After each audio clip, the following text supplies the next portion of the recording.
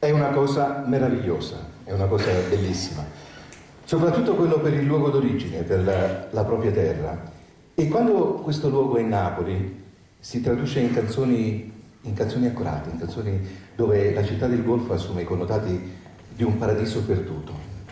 Tra il 1880 e il 1920, pensate, ben 20 milioni di meridionali si sono imbarcati dal porto di Napoli per le lontane Americhe. Molti di essi partenopei. Emigrare per questa povera gente non significava soltanto affrontare un mondo sconosciuto, un mondo freddo, sfidato, senza il corredo del più piccolo patrimonio, una cultura, ma significava anche e soprattutto separarsi dalla propria famiglia, dalle tradizioni più care, strapparsi dalle proprie origini. Fammi senza tua pace. E più lontana terra girata, amici miei sono stati consigliati, a sorta mi ha voluto accompagnare. È sta terra straniera, parata per campare. Ma paese più bello che mia. C'è l'azzurra e canzone d'amore. C'è sta Nenna, regina in sto cuore. C'è sta mamma che prega per me.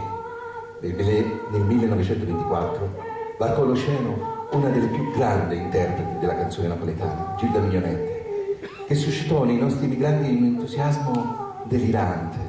Fu portata in trionfo e acclamata regina degli emigranti. Tantissimi i suoi successi, tra cui Connala senza mamma.